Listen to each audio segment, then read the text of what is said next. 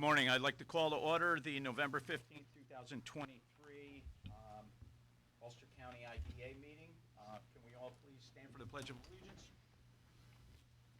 I pledge allegiance to the flag of the United States of America and to the republic for which it stands, one nation, under God, indivisible, with liberty and justice for all.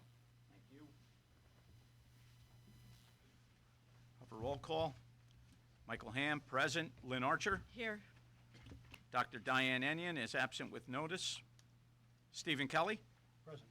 Rashida Tyler is absent with notice. Rachel Silverman. Present. And Costu Wall. Present. Thank you. We have a quorum. In front of you, you will have the minutes from the September meeting, right? Or the October 25th meeting. I'm sorry. Could you please review them, and then I'll accept a motion for approval.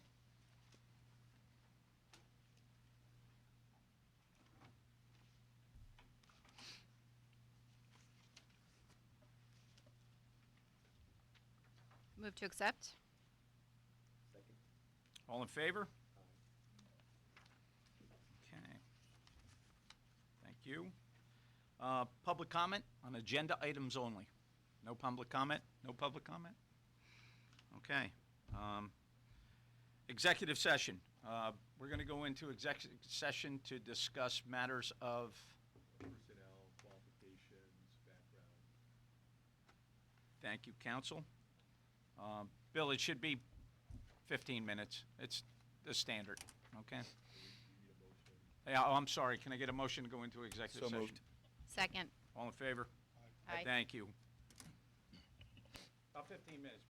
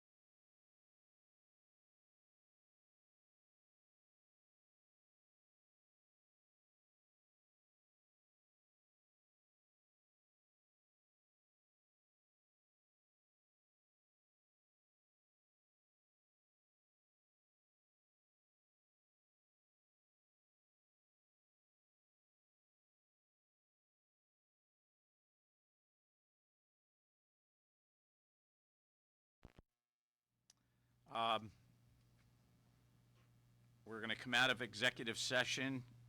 Can I get a motion to come out of executive session? Second. And for the record, let it be known that no votes were taken or action was taken. Correct. Thank you. Okay. Chair's report. The chair's report, we still get phone calls, and we're meeting with potential clients that come our way. Been working very closely with the executive director on matters of economic development for the county. I'd also like to say that, we had a plan in place when I came in as chair, and so far we're hitting all those deadlines. So, hopefully we're wrapping this thing up, and we're right where we need to be by the end of December, the last meeting, going into 24. So I'd also like to thank the board, because you guys do a great job on these policies, and it's a lot of work on governance, audit, finance. Everybody has been all over it, and I appreciate all the hard work. Thank you. We'll now hear from the executive director. All right. So, do you want me to start with the personnel stuff? It's not in here. No. The world is your oyster. All right. Hillary. So, I'm going to go through a bunch of things, and if you guys have questions after each section, stop or feedback. I think that may make it easiest, but I'm going to start with just discussing some personnel changes, and I would like to change the status of the IDA agency administrator, who's Lisa Purcell from Norman Staffing, to a member of the IDA staff. I need a Can I get a motion to resolution. accept Hillary's proposal on changing our administrator to IDA staff? So moved. Second. All in favor? Aye. Congratulations. Welcome Lisa. aboard. Yay! Great job. All right. Yeah, if I could, just say, I think it's important to acknowledge your efforts coming in and being the sole person in a new job and really kind of helping us get a new organization structure in place to support the agency and this board. And so, thank you. Yes, thank you, Lisa. We're Yeah. super excited to have you on board. Great job. Yeah. Excellent. Great job. Yay. All right, so moving along, I want to give everyone an update on office space for the IDA.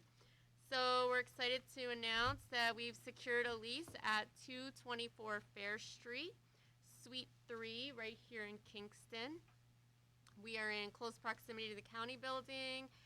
However, just so everyone knows, our board and any committee meetings will still be held here in the county building to ensure space, ADA compliance for the public. However, we look forward to Lisa and I being able to work in office, and everything should be, moving right along in the coming days. So as an update as to where those things are, the office was painted on 11/14 by Jeff Mayer Painting after obtaining 2 bids as per our procurement policy. Jeff came in as the lower bid by $100 from the other company. In addition to painting, a few other purchases were made prior to our meeting today, and that was including 2 chairs and 1 desk. The desk was $163, and the 2 chairs were $219 for a combined purchase of $382, and so this falls under our $500 limit on bringing things to the board. However, that's only part of what we need. So with respect to securing the office space and furnishing the office, we made these expenditures on an expedited basis, given our timetable to open the office, and they're consistent with our policy regarding procurement and our bylaws regarding expenditure of agency funds. So we do need to, so that total for the painting and the office furniture was $1,382, and I would like a resolution from the board confirming those expenditures. Unless there are any questions, I would ask the chair to seek a motion and a second and a voice vote. Those are Joe's words. Can I get a motion to accept the expenditures for new office furnitures and the painting? So moved. Second. All in favor? Aye. Thank you. Okay. So we were also able to move ahead with phone services, and we're having phones and internet set to be installed today. We went with Spectrum. Not only was this the most cost-effective service, as we were able to get a second phone line free for the first year, so that helped reduce our costs.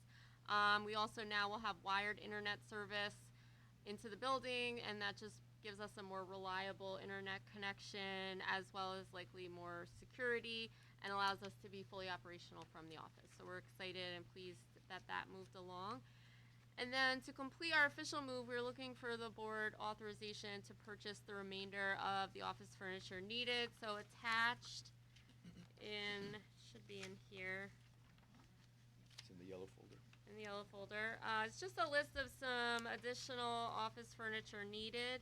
Thank you. So we need, sorry, just so I don't lose my train of thought.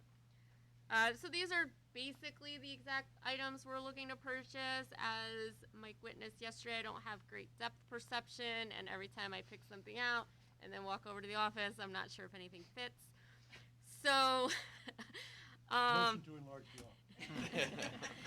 I just keep driving Lisa crazy with this, but we need to purchase a second desk, a small conference table with some chairs, a filing cabinet, a little sideboard cabinet, as there's no closet, so to keep some office supplies, cleaning supplies, as well as small office items like a clock, coffee pot, a shredder, and just everyday office, mats for the floor.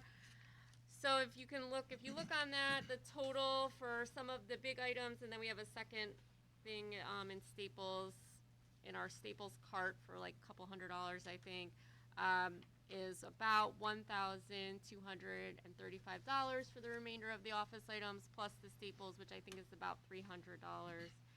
So we would just need a motion to approve those purchases. Thanks, Lynn. So moved. Well, I think Second. Can I get a motion to accept the additional office furniture and equipment needed to furnish the new office space? Second. Thank you. All in Thank favor? Aye. Aye. Thank you. Okay. And then the other thing is we need to secure liability insurance for the rental of the office. We have one quote right now from Ulster Savings. I've requested a second quote. I just don't have it back from them yet.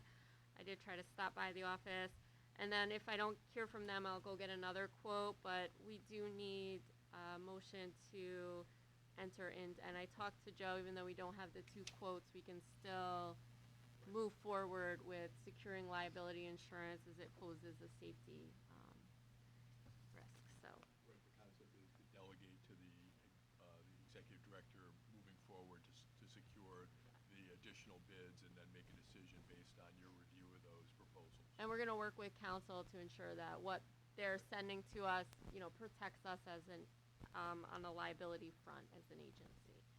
So And I think in the future, as there are expenditures that are within the budget, Yeah.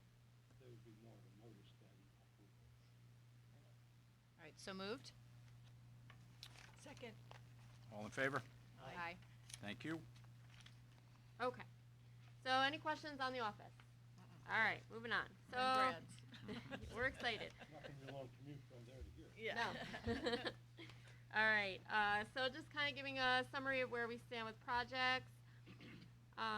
All of the potential applications for any projects remain in the pre-approval process, and in the last few weeks since our last meeting, we did hear from one new developer who creates solar farms and energy storage on brownfield sites, and has reached out just looking for potential sites here in Ulster County. And we're just excited to hear from a diverse range of applicants. However, we have not received any new applications since our last meeting, but we look forward to projects that are in the works, moving along and bringing completed applications for the board to review in the coming months. Questions on that? Has the county economic development director reached out to us at all in the last month? So he was actually on the meeting with the brownfield developer, and I am meeting with him next week. So I have reached out to him, and I did see him somewhere else. But he and I are going to sit down and have coffee next week. So I'm excited to work with our, UCIDA on projects as well. And just kind of an update on where we stand with outreach. We've continued to be engaged in the community as well as stay abreast of understanding the county's needs and objectives, focusing on economic development. And since last month, we've met with the following. I met with Sharon over at the Office of Employment and Training on 11/2, and we had great conversations on how to work proactively to meet the workforce needs of businesses, especially on larger projects that may be coming to the area, or employers that are looking to grow or expand their operations. I met with SUNY New Paltz, staff from SUNY New Paltz on 10/26 to discuss their career and businesses services, as well as understanding their post-secondary education programs for high-skilled and in-demand jobs, kind of knowing what's going on in their realm and how they work within the community for workforce. And we're continuing to attend Chamber of Commerce events. Most recently, we attended the Mixer on 11/2 at Tasca Motors. And these events have served as an excellent opportunity to get to know our business community. We hope to continue to be accessible to the community in the month of December, and so far lined up on Friday attending the Council of Industries annual expo, the Chamber of Commerce Mixer at Old Savannah on 12/6, and Ulster Strong is having an event out in Gardner on 12/7. You guys? Have you met with SUNY Ulster? So I'm meeting with them. That's the next line. Oh, okay. Sorry. But yes, so we're continuing to work collaboratively with the county. And next week, I'm meeting with Kevin Lynch, the Director of Economic Development, and Chris Marks and Barbara Rear from SUNY Ulster on Thursday. I'm still trying to put together a meeting with BOCES. So I just haven't heard back from them with a date, but we are excited. And if anyone has other ideas or places in the community or events going on, please let Lisa and myself know. We'd be happy to attend. So, and in addition, we've located the JANIC Group's report, which has been very helpful, and we're eager to tackle those suggestions and some of the outreach models proposed in that report. It was really comprehensive and gave us a lot of ideas and strategies to use going forward. So, questions on any of those? All right, moving on. So our annual report, coming up on annual report season, and we are continuing to make progress on the annual report. We've coordinated with our CFO, Matt Jones from BST, as well as council attending that meeting. We've confirmed our auditors for the 2023 year as PFK O'Connor Davies, and we look forward to working with them. We're looking to have all of our formal documents to our projects the first week in December, which is about 2 weeks ahead of where we were last year at this time. And we feel very confident that things are moving smoothly going into the end of the year. We did receive some feedback from OSC, which is the Office of the State Comptroller, about our 2022 annual report. They had a few follow-up questions. We reviewed those questions with council, and we're in the process of compiling a response. Council has stated that questions from the OSC about annual reports are typical and routine for IDAs, and we do not anticipate any issues. Right now, Shannon Wagner is handling this and expects to have the remainder of the information to complete the OSC request by the end of the week. Once we have the information, she'll put the letter in final and send to Lisa for execution by Mike, the IDA chair.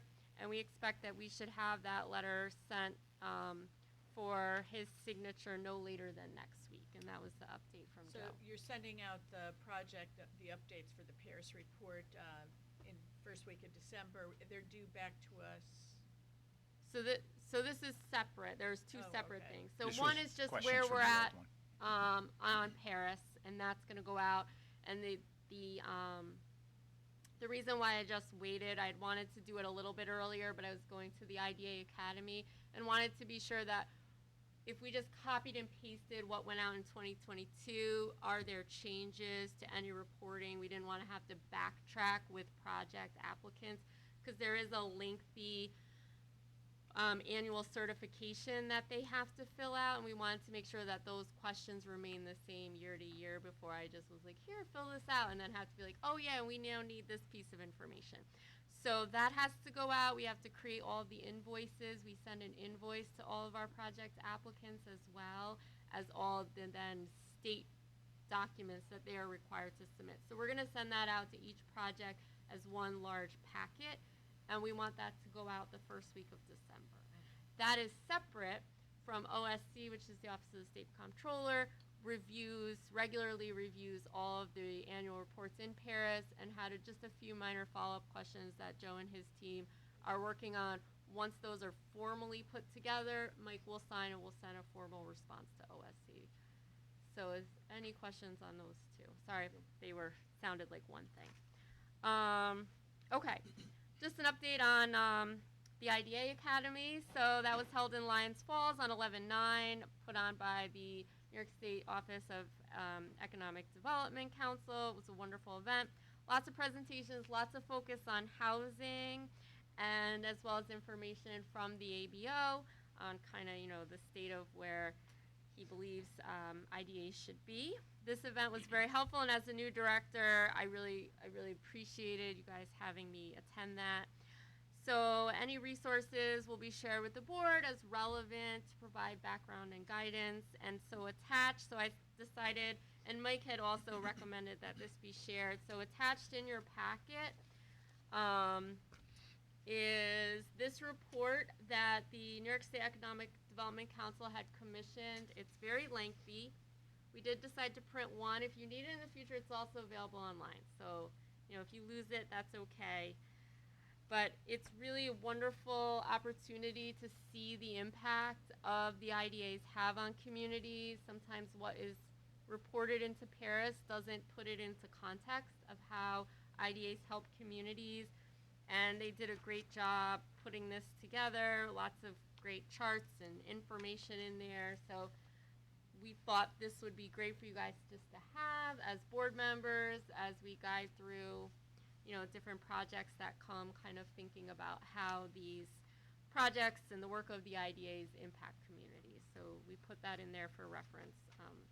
It's very lengthy, so I won't go through the whole thing. But if you have questions on it, please come. This is the full report? This is the full report. Okay. They put, the first page is just the highlights, but then it goes into detail. They look at things by region, by Yeah, different Camoin did project it. types. Okay. Yeah, and this, Everybody should have a copy of this report. Yeah. And when I say everybody, the community, somewhere along the line, we'll get this up on our website also, because Absolutely. this actually debunks a lot of myths that are out there, What that we have a is the- tree in the backyard. Is Okay. there something, to kind of the JANIC report around how we communicate it? If there may be things in there that we could use to communicate or at least direct the public who's interested Yeah. to go? You know what I mean? absolutely. So I think that they pulled out on the first page some of the summary data, which is great. So just snapshots.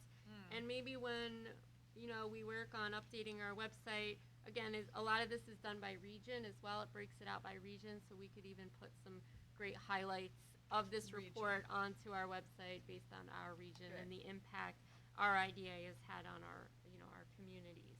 So, again, this is available online. If you want, we can send over the link. So feel free to share it with your friends, neighbors, people in your community. Okay, so the only other thing was, I have it. It's in my file. But the hotel costs were $109. That's, we are tax exempt. So I was just hoping that we could maybe get a motion to be reimbursed for those expenses. We can make the motion. It is in our policy to reimburse Hillary for these trips, but you know what? For transparency reasons, can I get a motion to accept the expenses for Hillary's trip up to the academy? So moved. Second. All in favor? Aye. Thank you. Okay, so that's the IDA Academy. Again, lots of great stuff, and I think, as it becomes relevant to what we're working on as a board, I'm happy to share that with everyone. And so the other updates I have kind of are with the RFP out of governance, so I'm happy to do it now. Okay, so we had put out an RFP for the technology services as soon as the end of the board meeting last month when it was discussed, and we were hoping to have those back for this board meeting. I know we had pushed it back, so our time frame was a little short, but we thought that would be enough time. I sent it out directly to 8 local companies or companies that were recommended, in addition to companies who had put in for the previous time the RFP was sent out. And I also pulled companies off, local companies off the MWBE list, trying to be as inclusive as possible to different vendors in the area. And while we had some initial conversations and there was some initial interest from a few companies, we ended up not receiving any formal proposals. So discussing this with the chair and council, we are in, very high need of some very specific technology services in order to keep us in compliance and moving forward as an IDA. We'd like to, and I kind of just cut out the section of our procurement policy, so just so you're aware that we're responsible to make a good faith effort to obtain, the number of proposals or quotes for services, and if we're unable to obtain that, then we'll document the attempt. All of those were set out via email, so we have record of that. And in no event shall the failure to obtain the proposals bar the procurement. So we really need to move forward. What I'd like to do is use the RFP as the model and the scope of services and directly kind of call and engage in conversations with recommended vendors, and then hopefully for December bring something concrete to the board. We're good? Yeah. Okay. So that's where we're at on that. And then you're gonna do the audit, so. Oh, okay. And then there's just one other thing, and this is gonna also, On a roll, you could do the audit too. Yeah. It's not gonna take very long. all right, well, sure, if you want me, well, we can move through the audit committee. But just one other really quick thing, just so you know, I've spoken with council and they're drafting a policy that will be submitted to governance for review and brought to the board for a vote, hopefully, and this is in relation to our in-person, and remote attendance policy. We really need to formalize that, and Joe and I have spoken, and so that should be coming to governance shortly for review. And can you just update me, what is that? Is that to allow people to call into a meeting if they can't attend, or what? It's really kind of the opposite, I would say. So basically we, New York State, and I could be butchering this, Joe, so stop me, but New York State has virtual attendance policies that are very concrete, and we are following them.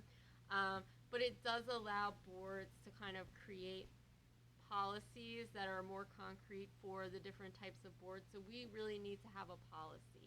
The policy So we can't. don't have one today? We don't. We can't Okay, thank you. supersede the law and start making up our own ways to attend, but we should, as a board, have a very concrete policy so it's clear for board members when they can't attend what needs to happen, or in the event of, let's say, you're having an emergency, what we do and how we handle this in accordance with the law. And so, Joe, am I right in this, You Joe? got that. Okay. So- We don't have a policy currently.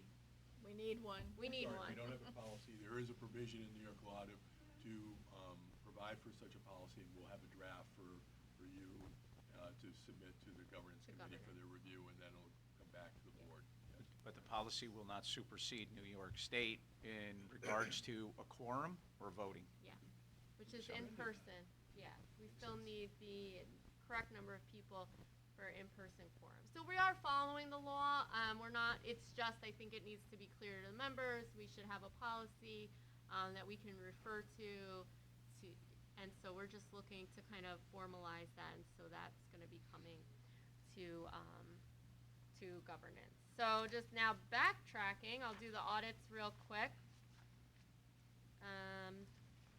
So on page 9, scroll through. All right, so spoke with Kevin, and just following up from last month. As you know, Innis is every other month, Aferia is every month, but we did ask Low-Key Brill if they could put the overall project compliance on the report for you to review.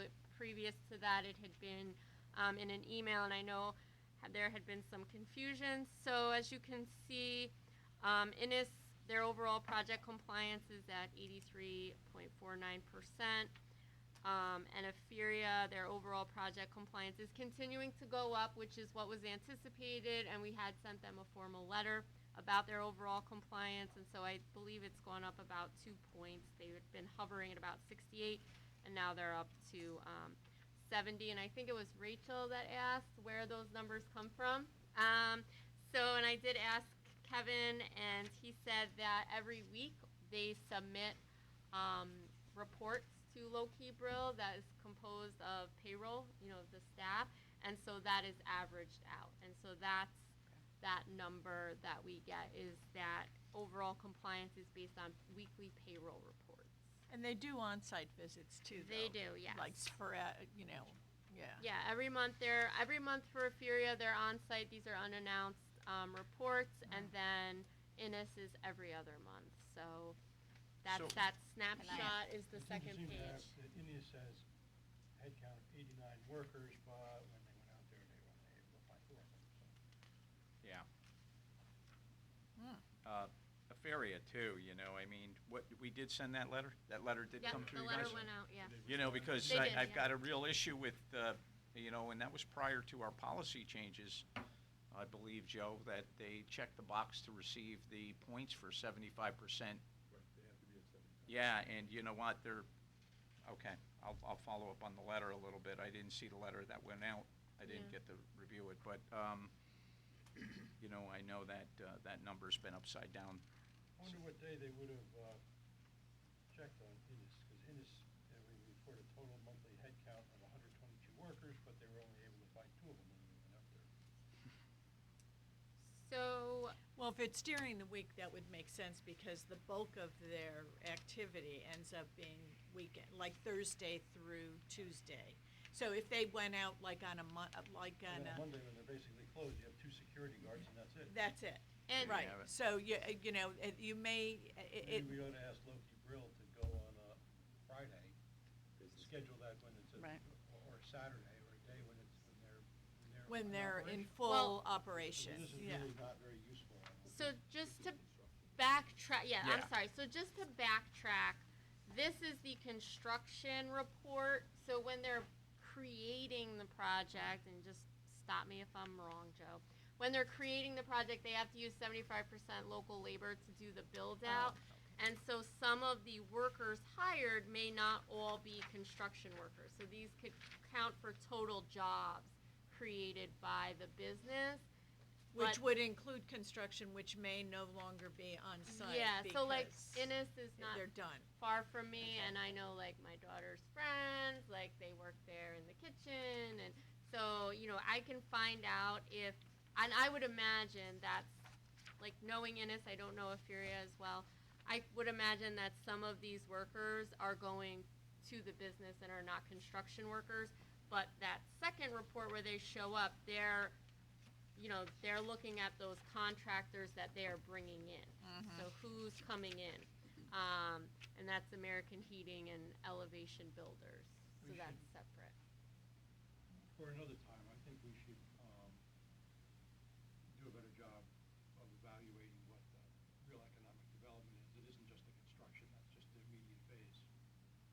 And we should separate construction from operations, ongoing operations, because they're really different. Yeah, but this, yes, I don't know if this includes all of it, because the whole point was to monitor the points they were given for hiring local labor for the construction, right. Yeah. And that's that But one. the jobs and the economic value that's being created is much greater than that. Right, goes beyond that. That's a different report. Yeah, Yeah. that's a different report. And then, yeah. I did site visits to Innis, and when you've got to And if- watch on this report, because it is seasonal. Okay? I mean, they do get a good crowd there in the winter for different activities, but it's not the same. As during summer, Correct. yeah. And I agree with you, I agree with both of you, we've got to do something about separating out, because, right, the point It's spread on this. misleading. 122 It's workers, misleading. 122 Yeah. workers, if that is their operational workers, they should not be on this page. It should only be the Correct. construction workers. For what they check the box Because for. something doesn't seem like it makes sense to me to have only 2, and yet they have 122 workers reported in the period. That doesn't make sense.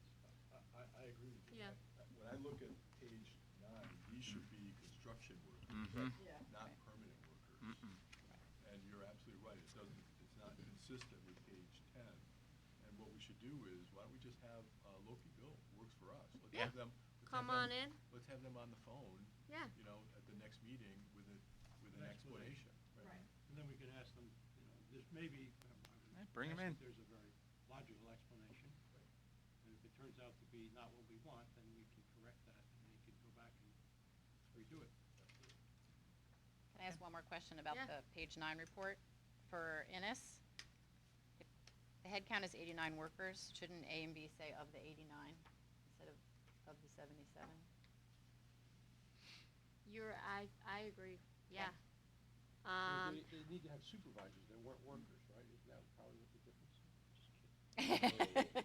Because I think they just may have carried that number That's wrong, cause hurtful. it adds, Aferia adds up correctly. Right, the second one's done Yeah, right, so so I think they there's- just made a Could be mistake an up error. there. We shouldn't pay them for this report since it was wrong. Yeah. I'll let them know. Okay. So, all right, and I'll follow up. You know, the nice thing about Low-Key Brill is they answer very quickly. So you send them a question, they answer like within an hour. So I can definitely have that information back. Probably a stay behind from last report. Yeah, so, and then we can ask if they'd be available to come to an IDA meeting, and it may be also helpful for them to be on the phone as we go into, site visits. So, you know, knowing kind of what are some things that are being monitored, you know, that may be helpful as we're on site, especially for Innis and for Aferia. I would imagine those are sites we definitely want to get out to, right, Mike, Yeah. at the end of the year, so. Yeah, oh, yeah. Yeah. Okay. So that is what I got. Any questions on anything? All right, That's your report? that's my report. That's it? That's the whole thing. Boy. Boy. I thought it'd be longer. No, I'm kidding. Great job, Hillary. So financials, we just went through, financial report. Who has the financial report? Do we have a financial report? No, we don't have one. We do not. Okay. So committee reports. Audit. Okay. Mr. Kelly? Okay, I think we just did it. We did did, just just do We it, did. right? I think it's, Okay. I have no more to add to what we've already completed. Let it reflect what Hillary reported on Loki Brill. Finance, Rachel? No additional report. Okay. And governance, Costu. Right. Thank you, Chair. It's a quick update. We met as a committee after the last board meeting. And the main topic of discussion that we had was the housing policy and the UTEP, along with a template for the point matrix, which was provided to us as a draft form by our council. And I'll tee it up for our council to go into details as well, but we reviewed some options that again are suggestions in the working document. And once, as the board, we have full discussion, we can all opine on it and then agree on what should be a part of it or not, and how the threshold should work, etc. But I'll hand it over to our council, Joe, and see if there's anything that we can elaborate right now and we can get into discussion. Sure. Well, I think, as you introduced, Chair,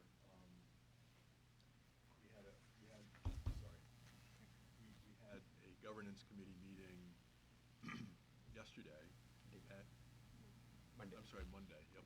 The days are running together for me, excuse me, on Monday. And we went through some potential drafts, and the whole idea here was, and the direction I got from you, from the IDA chair, and from Hillary, was to put something on paper so that would assist the committee members in moving the process along with respect to reaching some conclusions on what to do by way of housing and how that would be impacted, or how that would impact our uniform tax exemption policy. So what I prepared for review of the committee was change to our existing housing policy. And then I put together 3 scenarios, 3 different alternatives with respect to potential ways to amend our UTEP to provide for those housing policies. One alternative was a mirror of our existing uniform tax exemption policy, which follows, as you know, a points matrix formula where there are certain elements of a project that are incentivized, and you garner points based on those elements. And the more points you have, the more advanced or aggressive the pilot abatement schedule. A second alternative was to focus on set-asides within the housing project and treating all housing projects the same except for differentiating based on housing set-asides.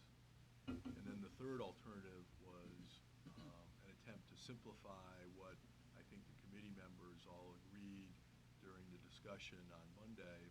It was a very complicated, sophisticated topic, and the third alternative was to simply have fixed abatement schedules based on the type of housing project that was being proposed. So, for instance, a market housing project would have a less aggressive abatement schedule than, say, a workforce housing project, because the idea there is that you want to provide more benefits to workforce housing as opposed to market housing. So the quick summary of what was discussed was a review of 3 or 4 alternatives, and then some discussion on how to move forward based on that.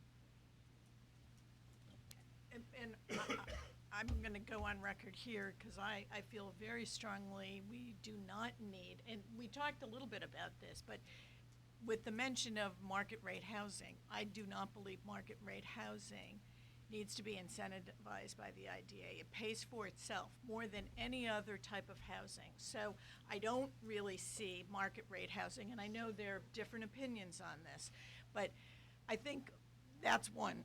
The other item is, I think there are many elements that we as a board and our policy need to kind of come to some decisions about what is it we want to incentivize. Is it all workforce housing? Is it workforce housing attached to a manufacturing project? Is it a standalone? It's a complex issue, and I don't think we have an easy answer for it. And I really feel we need some level of expertise. We have a lot of different levels of expertise around this table, but none of it housing. And if we're going to leverage what the agency can do in support of some of the challenges we have in our community, I actually think we need some support to help us navigate that. And we talked a lot about that. Kashtub, if you want to. Yeah, so we discussed at length, and we have been doing this for the last few months, in fact.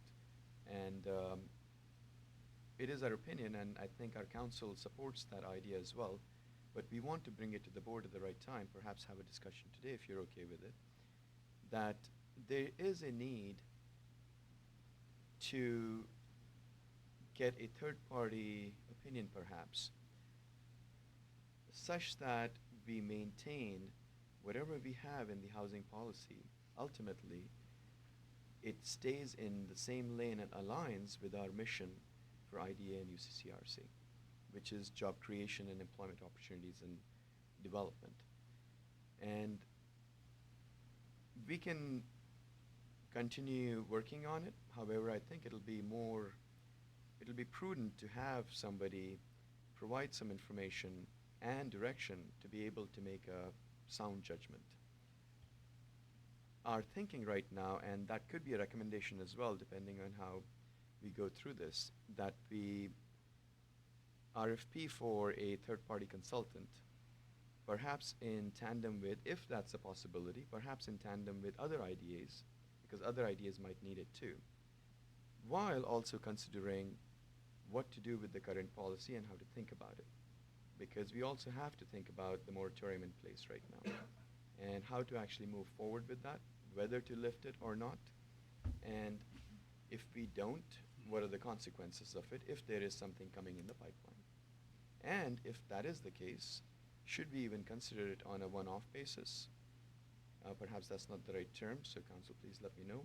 But not only use it as an opportunity to continue moving forward, but also potentially learn from what that is, while being on a side where it's beneficial for the community and keeping in mind the mission. I'll stop there and pause. All right, I had a couple of things. First of all, does our moratorium have a expiration date, or is it forever? Oh, no, I think it's, I think it was 3 months. Yeah. 3 months quarterly. So at the end of that, it can either expire or not expire, Or be re-upped. or correct. renewed, right? Or be lifted at Lifted any out. time. It could be lifted at any time, or it could expire. We don't have to do anything. If we don't do anything, it expires. Correct. The other thing is I've done 4 affordable housing projects. So I have some experience in this. So, You're the reference here. Right. Yes, I'm just okay. saying that when you say none of us have any, that's not true. I've done 4 of them.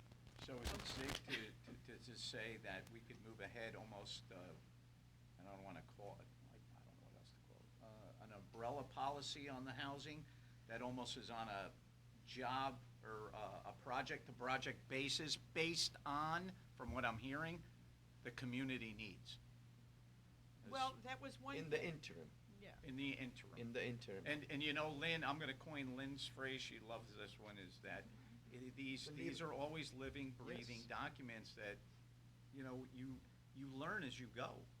We learn as we go. It is iterative, and that is where I was going, and I agree. I don't think any of us have the objective to hold anything from a project standpoint. So if there are any projects coming, we should look at those. We should have the pre-meetings, et cetera, and understand where they fall. If they are on the highly aggressive side, we should not be as comfortable if they're not meeting the community needs and the mission alignment.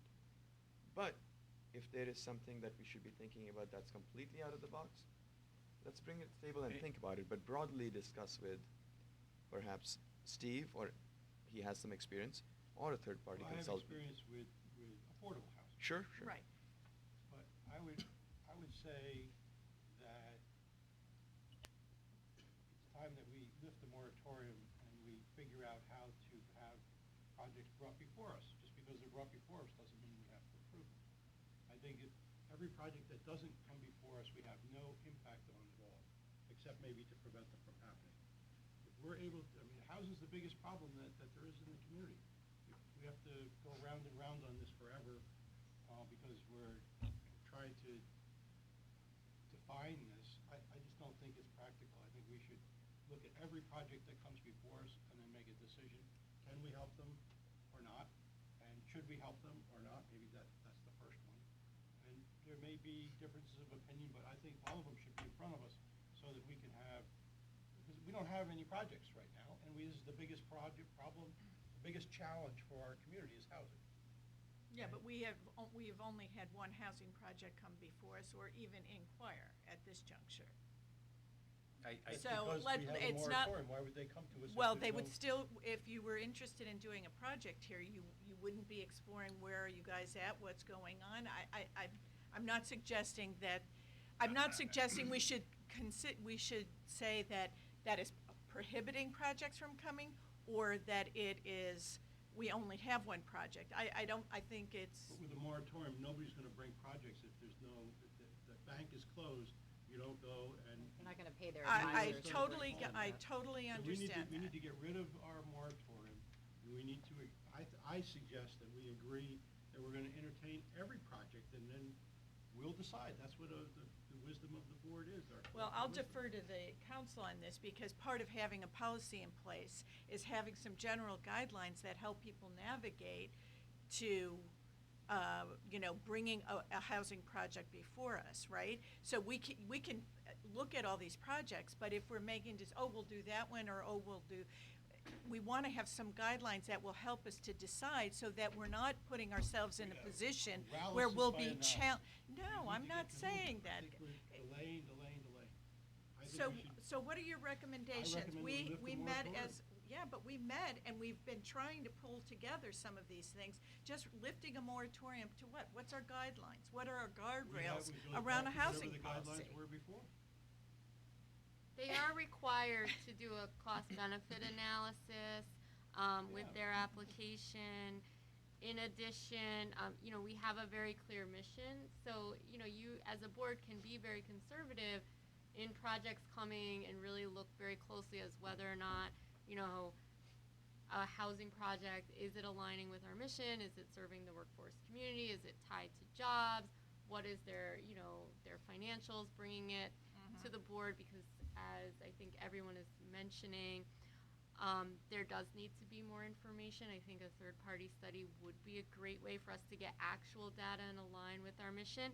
But not stop a project But from not That was stop the point we were making. project. Let's do in tandem, bring in a consultant to help us, have them be part of a cost-benefit analysis if we have a project coming before us. But look at our policy and say, are there any tweaking before we lift the moratorium of what we want to do with this policy so that it aligns? So we're kind of trying to move forward and learn as we go, but also I with the think guidance of someone with expertise in helping us to develop a comprehensive housing plan.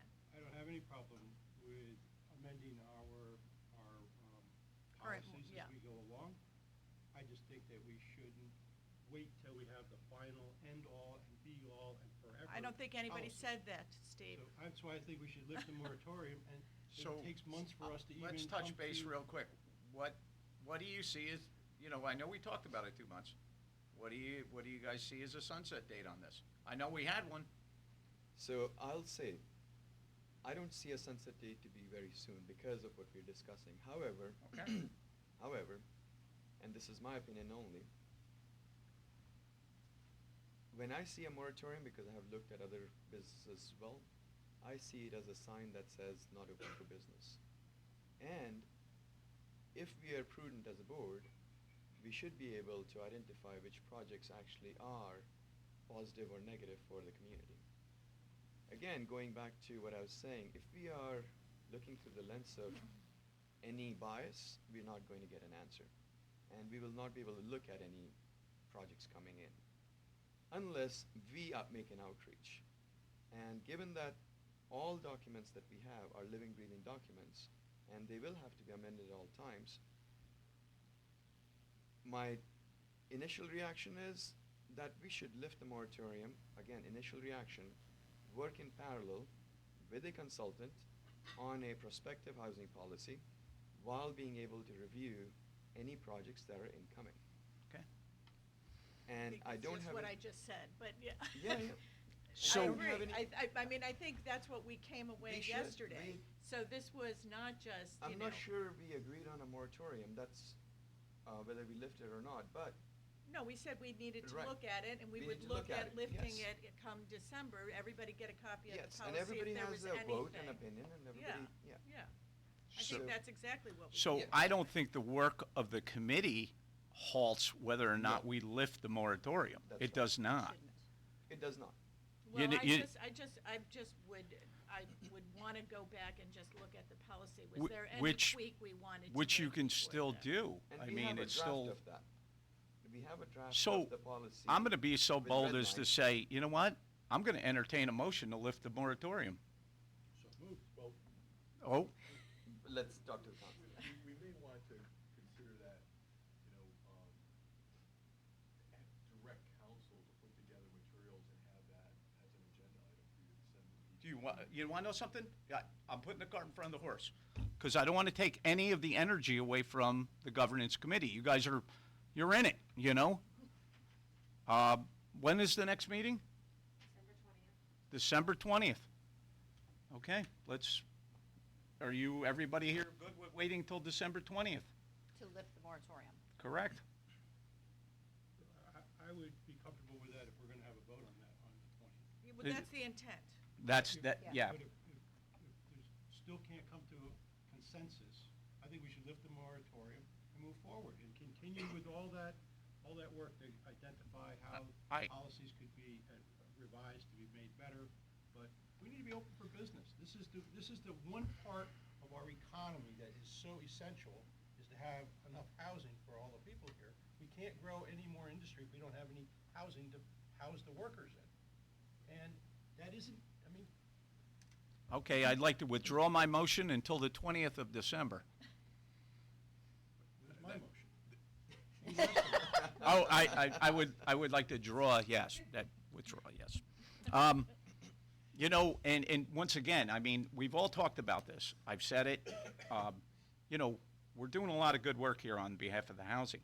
We are not the entity to solve the housing crisis. We are here to assist, and we're putting our That's best right. foot forward to assist. While keeping in alignment with the mission. That is correct, and we always have to reflect back onto the mission statement, okay? And sure, I mean, part of the policy, and just for clarity's sake, as, understanding why we have policies is that it is also kind of the guardrails that protect us as we're making decisions, informed decisions, so that we're making them in a fair and it's not meant to just lock us into a certain Yeah. process or procedure, but it is intended to ensure we're being clear about what projects, can be Yeah. considered. Yeah. And so not having a policy, we're It- not doing, and not I- ensuring we're tightening up and ensuring that, it mirrors our intent, puts us in a position, and you can speak to that probably better than I from a legal perspective. Right, well, I think where you're going, Lynn, was the concern about making sure that we treat projects consistently. Fairly, yeah.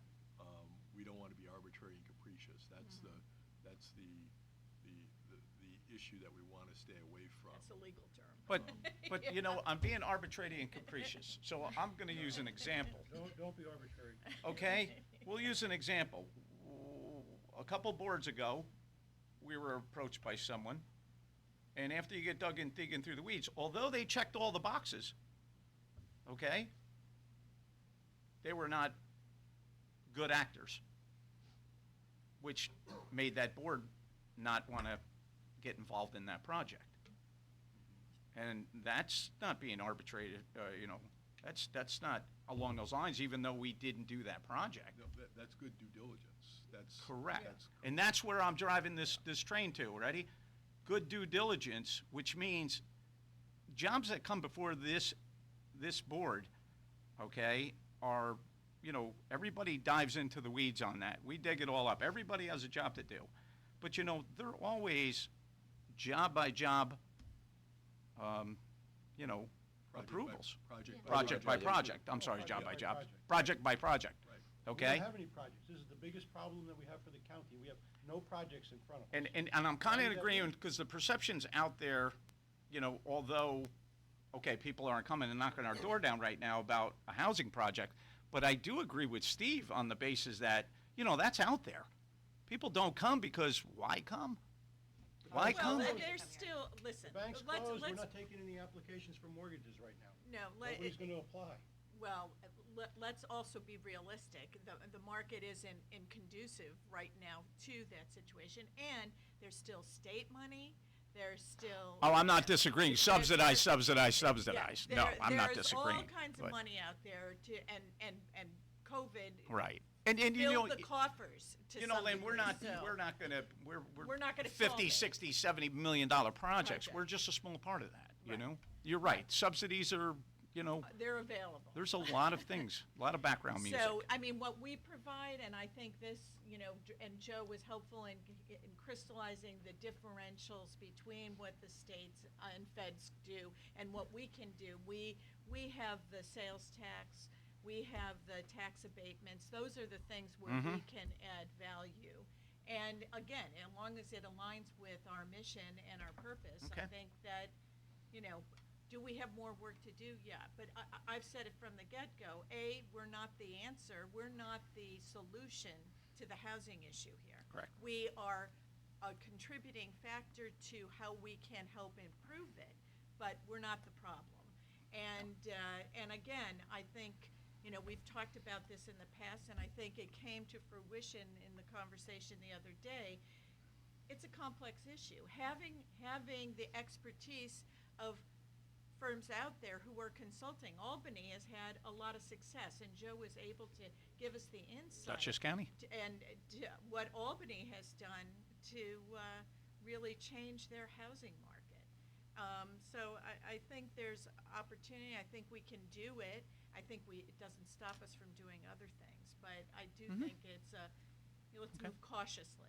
I have a question, and maybe this is a question for the consultant hired down the road. Do we have a sense in the time frame pre this board, I guess, when this moratorium has been in place, what projects either didn't come to us that would have, or happened anyway without our contribution? Is there any sense from my background of what that looks like? Not to my We're sort of understanding. talking about this amorphous, they're not coming or what, but what have we missed, I haven't if answered. anything, in this process, in So- this timeframe? No. I We do think- have the institutional. Chair, you would Yeah. know. So I can basically tell you that, just like solar, okay, and people think just because solar doesn't come to us, it's not happening, and there's like 50 of them going on, okay? Couldn't Housing go developments are going on. They're going on every day, and I'll use one in point, okay? We had one that was presented to us for Marlboro, Yeah. and guess what? That one is, drive down there, that's up out of the ground.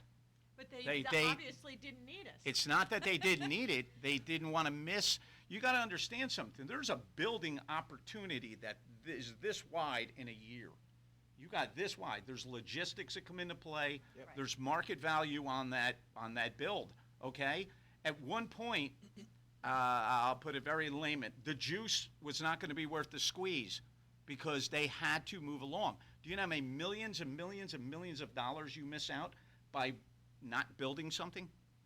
And then you table it to the following year? And I don't know if anybody watches the But market that's on lumber. Is that That market keeps going rate? up. Is that market rate housing? You know what? No, some of it was not. That's how it was presented to us in the It's beginning. all market rate, or they wouldn't have built it. You want to know that. something? Come How on, about Mike. right now, if I was the developer, it would be all market rate Of because I course. don't have to abide by anybody's rules. Well, clearly At the they time, did it anyway. We probably had, and I'm not saying we were going to do it. We didn't get that far along. You know, we met, but I'm I do saying, affordable housing. I have a partner, and we've done a bunch of projects together. We could do some here. We tried to do one in the city. It failed because of their inability to get the zoning change that they were going to do zoning? in the time frame that was necessary for that To get project. the project up. Because when you take an option on a piece of land for a year, maybe you add on another 6 months, but you know what? If they said at the beginning that they were going to do something, then, and they weren't able to accomplish it, so there are other things that are factors. But But the thing is you're doing a project, you're looking for how you're going to finance it as well. You're looking for the right property that has the right amenities like water and sewer and access. Transportation, and right? transportation and location proximate to other support services, because it's a pretty complicated process. Yeah, The no, I'm aware. applications are about this thick. They're gigantic binders, they're like 10-inch binders. And in order to do affordable housing, we have to be able to be nimble. We can't like agonize over it forever, like we're agonizing over lifting this moratorium, in my opinion. I think we're just agonizing over trying to have everything be perfect before we start. And life isn't like that. We need to just do it. And then we don't have anything to talk about here yet. If we suddenly get flooded with a whole bunch of applications, well, then maybe we slow it down and say we're not accepting applications until we process these. And we have a group here that's able to evaluate, and we can hire consultants if we need extra consultants, to evaluate each of these applications that we don't have so far. I don't see any reason why we wouldn't lift the moratorium immediately. I just, when we have such a pressing issue, I think it makes us look silly not to be able to make a decision on something as obvious as this. That's my opinion. Can we message in some productive way that this is our intent? Well, we just did. We're in an open meeting, Oh, that's true. and we have This is our intent. That's true. And Okay. falling back on all the market rate down there on that project, I gotta tell you something, at the time, hypothetical, let's say there was 100 units being built, I don't remember the number. Let's say there was 100. If there were 20 of them that were affordable, that's still a plus. That's a plus. That's 20 that went by the wayside if it's 100% market rate now. And I don't have a problem, I would not have a problem if there were market rate housing, or there were workforce housing that would be included, but I would not incentivize the other aspect of it. And see, that I feel very strongly. We do not need to incentivize market rate housing. It will pay for itself. Where we need to work on is workforce housing, where it's attached to income levels, because that's our issue here. But market rate housing, that does not need to be incentivized. But can we incentivize? And if it did, then it wouldn't be built. Right. Can we incentivize market rate housing to include affordable and/or workforce housing as part of its project? Are But we we not would- able to do Which that? would be mixed use. It's mixed use. Right. But we would only incentivize the piece that's that's the affordable piece. Yeah, however, the And ROI everybody is, says, oh, we can't separate, which was the issue with the one we all talk about for all the time. But at the end of the day, market rate housing pays for itself. Otherwise, it will not be built. But that's What why we- we're incentivizing it to look different. Well, we could, as long as we're only incentivizing, and that's the big question, can we only incentivize the affordable piece? Why does Well, I it don't know. matter? Why does it matter? the ROI or the pro It's forma the is same going to be on. developer at the end of the day. You're, Yeah, you're all asking over. you're asking them to keep, Two separate. two separate lines books? instead of Doesn't one, make but sense. at the end of the day, Well, I have an issue with, I cannot support market Well, rate we don't housing. have So to that's a agree 100%. personal That's opinion, the and we'll thing. deal with that as we go, but So, I'm just laying it I out guess there. it's not an our issue. problem, but how do you get It over isn't the our hump problem if we get, of the income? Because Right. I know from you take a landlord's perspective on it, you can't even ask how much you make anymore. That's right. So, now you run into another brick wall, which isn't going to be this entity's problem. Right. I'm just Well, I think we spitballing should- here. Again, I see it very differently than you do. And we don't have to agree, so that's okay. I see that all housing creates a space for someone to live, and if it's somebody moving up to a larger house, Correct. or moving Supply down from a larger impact. house to a smaller house, If you're renting, depending looking on when for a you are, place, renting, you move. looking for a house to move to, It- or rental units of different stratus. Is All it- of that is creating a place for someone to live who may be living here already. If they're living here already, that creates someplace else, either a bigger or smaller unit. I So believe- people, I worked on the Woodland Pond project. Woodland Pond Great project. is not an affordable housing. No. It's expensive. yeah, However, what that did is it created, I don't know, whatever it was, 400 apartments. And those 400 apartments had were 400 people houses. had 400 houses that it I created. totally get the process, believe me. So, but you wouldn't fund that because you would say, well, that's for rich people. But it created houses that then somebody else, it's all, they're all related. like Well, that's what we're dominoes. They all hoping I that never said I would, survey and will Woodland set- will Pond show. is also a senior care facility, which is and that is a different No, than my just father a lived there. complex. Very, very familiar with that. Yeah, let's be clear what it is and what it is not. It is But a you got to care agree with Steve's facility. point of view here. It's also- Movement, it is it's most of the movement. people who live there are Creating independent stock. people who live It's there. movement, They yes. live in their own apartment or in their own house that they could buy, and they actually buy into it. They are owners. I know they are, and they're buying into it because of, and getting insurance against the day they may need assisted care. That's the kind of facility it is intended to be, which is That's a wonderful fine. thing. Yeah, But it is a wonderful Every one of those thing. people, like my father, created a house for somebody to buy, Mhm. which in that case was me. But then I sold the house that I owned. Thank you for sharing this. In order to Story- buy my story father's gets house better. so that he could buy into Woodland Pond. So as you look at that, different size houses were made available, and different people in the marketplace, it created a lot of movement. And if you have 400 of those like they had, I think it was 400, that's a lot of movement. And so, that's why I disagree with you, because I think that if we really care about housing, we're not just focusing on. And some people one can't thing. afford a house, but they can afford apartments, and it's the next step, and everybody goes on that progression chart.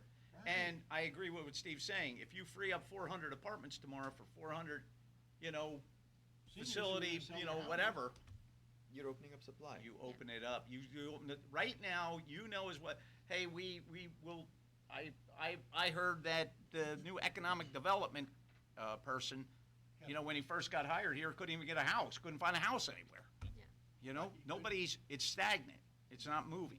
We get some movement here. So- And so that's why I still have I do not withdraw my motion. So to just re- just to- some to take it off context. today. Just a little bit of context I think that maybe help clear up is that one of the questions that I was hearing from governance was the points that you were making were being made. It's just, do we have the actual data points that we need to tie it to our mission? So it's very hard to kind of go around collecting pay stubs for people, but if is there a way that, maybe we could look, what are the local jobs paying? So if people working at the hospital are making $90,000 a year, what is the rent that they can afford? And then is that rent tying to the project? And we need someone to kind of compile all of this in a digestible data. Not- I don't think we I don't have think time. not immediately. It can be done in parallel. It's Oh, no, yeah, in valuable data. parallel, Task in force. parallel. It takes a long time Yeah, to that go through and data- evaluate an application. I think you're going back, We're going round and round. I think the bigger issue with the policy was What to taking a second incentivize. look at what is the policy that's, under the moratorium? Does it align with our mission? Do we feel comfortable? We have enough in there to feel comfortable to lift it and then take the projects on. None of us had a chance to digest the current project, and that's what we had talked about. Correct me if I'm wrong, No, Kashti, but So, from a current project perspective, we don't have anything. Mm-hmm. And that's where I'm asking, if we have information, it'll allow us to actually make a better judgment. Now, does the moratorium affect the inflow of those applications? Yeah. And The we'll answer is find that's out it a- when we lift it. Yeah. The answer is yes, though. yes, It affects the chain, the flow. I mean, We'll see. I guess Well- I just see it philosophically different than you do, because I think that all expansion of housing creates space in the market that we don't have. My It creates concern is. flow. Agreed. Yeah, and I agree, but But how I do you just. tie that to the mission? I wanted to, that's the key. I want to make sure it's tied to our mission, and I'd like the opportunity, before we lift it, just to go back and say, are there any little tweaks that we want to make to that current policy before we lift it? So we're clear about communicating, this is what we're intending.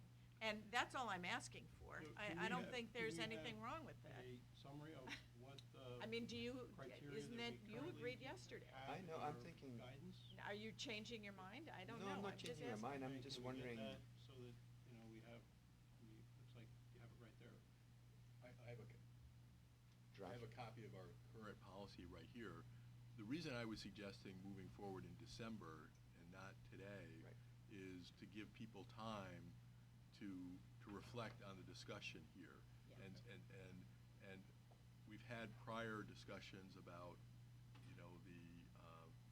and this is kind of buzzwordy, the optics of acting quickly on something. And We certainly are in no danger here. well, you're absolutely correct in terms of the lead-up, but today we're actually acting fairly quickly. And I don't think that's necessarily bad from a legal standpoint, but I'm just concerned about the appearance of it, to be blunt. And that would put me in a position of having a nice resolution for the board for the reasons why you're lifting the moratorium. And And providing. it gives and governance one more. providing guidance on how you're gonna move forward with respect to your existing housing policy. It actually The idea that provides you the Yes. opportunity of several more if you want it. No, Yeah, I we, think it gives us And an opportunity of just reviewing the policy, and are there any tweaks? And we're saying If to we Joe, tweak no, it, we we've have got to it. put And it back Steve, out, just so we you know, to discussed the this public. yesterday as well, and Joe recommended the same thing. Okay, so So- listen, I think we're all in agreement that the 20th is going to be the sunset Yes. date. It's coming, And what Okay, we will do so- from governance standpoint, we'll meet okay? and look at the drafts. to- And by no means is anybody pushing you. You guys are No, doing great no. work. It's No, hard you know? work. we need to It's be- complicated. We want to, Yeah. we want to ensure we're doing the right thing. But I also agree with Steve on, we No, we need to show movement. we need to show movement. Thank you. I'm the Yep. Fisher cut bait here. If we're gonna be part of addressing this issue, we need to decide to do that. Otherwise, I guess we can just keep kicking the can down the road and delay and say we don't really know, we can't decide. No, we should at least try to address the moratorium by the sunset that you were mentioning. So I make a motion that we sunset the moratorium policy at the next meeting, and that way we're making a decision. Correct. And then we can extend it if we feel that we need to at the next meeting. Can we get a second? Second. I'll second. All in favor? Aye. Aye. Aye. I'm opposed. I know. Because Well, I feel I- very strongly this is, you're not twisting our arm, but this is a twist of the I arm. don't think we're twisting So- anybody's arm, only because No, we've all I- talked, You could say. and everybody what else you came back with a want. date. It's in the minutes. We came back several months ago with a date. And we didn't meet that date. And we didn't mean I it, and would- we didn't twist anybody's arm. I've been on that meeting. I will say this, don't, I- and I get it. I've been on the governance committee from I know. I'm the common denominator in some Correct. of this, so is costume. We had changes in leadership, we've had some challenges. We understand. So all I'm saying. Lynn, nobody's saying you guys are not doing the work. Okay, I just Nobody's wanna- saying that. It's a We're saying that, complicated issue. listen, before we jump into 2024, okay? And I gotta be honest with you, I don't know of anything in the pike, okay? So you wanna know something? We have an opportunity because I know that the word optics is like, really a dangerous word here, okay? But we don't have anything in the pike. There's no optics to be tied to right now. This should be, moving forward on. It Okay. is top priority, and Correct. I'm simply at this point taking council's recommendation, and that is what we discussed on Monday as well. So sticking to that, God forbid there were 4 in the queue, okay, and we were trying to change it right now. It's going to be, pitchforks and fire, okay? So, let's. Pitchforks and fire, the governor, Let's- the county executive. Yeah. This is the greatest challenge confronting the state. Correct. It's confronting our county. county. And we- it's not even only the state, it's across the country. It- This it's is everywhere. an issue across the country. I agree. It's a huge, Housing starts. So council will so we can be part of the solution now. get back involved with you guys, and then we'll go, and then we're looking at Yes. December, okay? Okay. Okay. Costi, was that it? Yes. Thank you. Great report, thank you, good discussion, okay, as always. Okay, old business. Council, Zinc 8 Solutions Project Update. Rob, are you still here? Should have put him at the beginning. We should have put you right Right. away, Rob, I apologize. We could have went outside the boundaries here.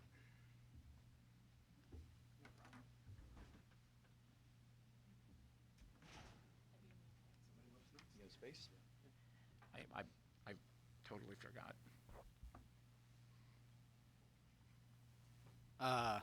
So, still on the board of directors at Gate.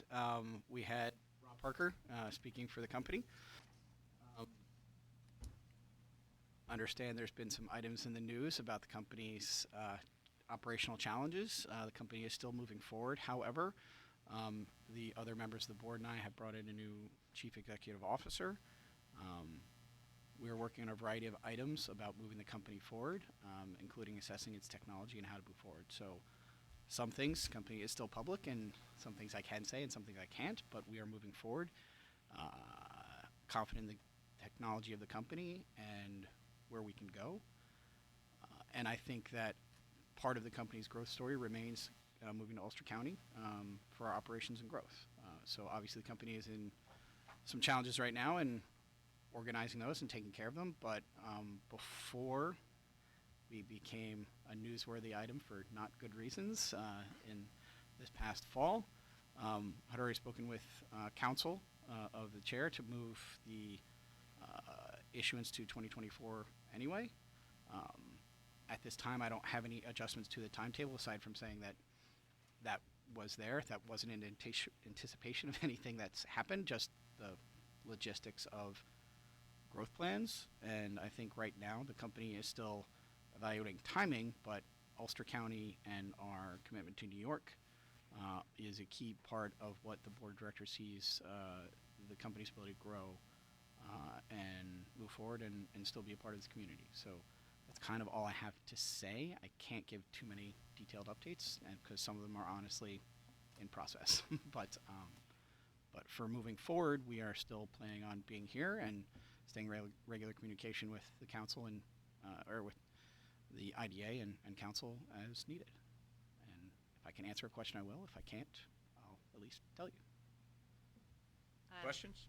I have a question. Yes. Is the business of creating the batteries that we talk, is that still the business intention for what you want to bring here and set up Yes, here? yes. That is staying the same? Yes, manufacturing the energy storage system that's there.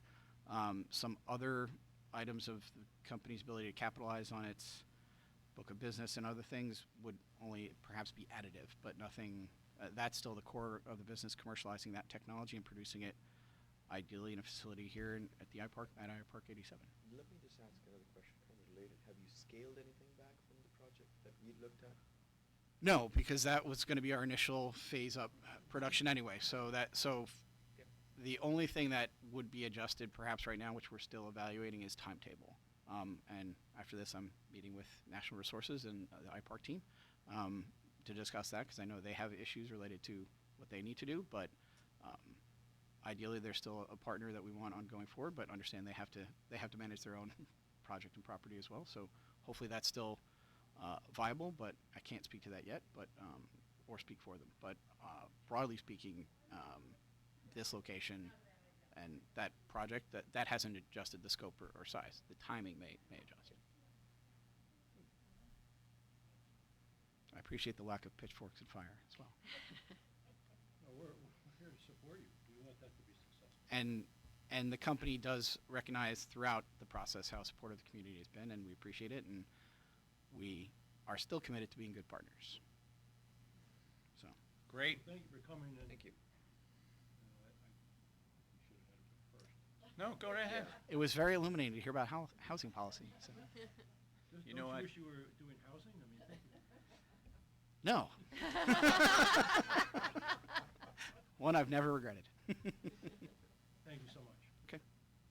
Thank you. Anyone else? Nothing? Rob, thank you very much. I apologize for not recognizing you earlier. It's all right. You know. You had personnel matters. That was important. That was important.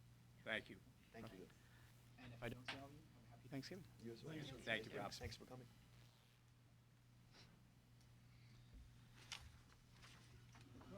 Okay, status of pending projects. Joe? No change in my report from the last two meetings, Chair. Thank you. And that'll coincide with pending enforcement matters? The same, yes, no change. Thank you, council. Is there any new business? Is there any new business? Motion for adjournment? Second. All in favor? Aye. Aye. Take like a 10-minute break? Okay.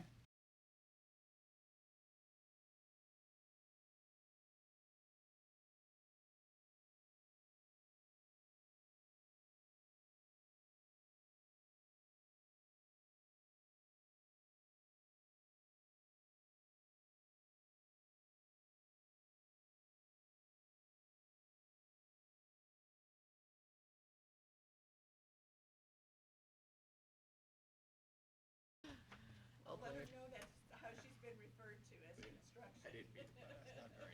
I'd like to call to order the November 15th, 2023 UCCRC meeting. Roll call, Michael Ham here, Lynn Archer, Here. Dr. Diane Enyon is absent with notice, Stephen Kelly. Here. Rashida Tyler is absent with notice, Rachel Silverman, Here. and Costi Wall. Here. Thank you, we have a quorum. In front of you, you'll have the minutes from the October 25th, 2023 meeting. If you review them, I'll accept a motion to accept. So moved. Second. All in favor? Aye. Thank you very much. There's no need for executive session. Let the chair's report reflect the report that I given in the UCIDA. Executive director's report? Nothing new. Also let that report reflect the report given for the UCIDA. Thank you very much. Financial reports? None. None. Committee reports? Audit? None. Finance? Nothing new. Governance? Please let the minutes reflect the discussion from the UCIDA meeting to be the same here as well. Thanks. Thank you, governance. Thank you, Costu. Old business. Is there any old business? Is there any new business? Any new business? A motion for adjournment? So moved. All in favor? Aye. Thank you, and we'll see you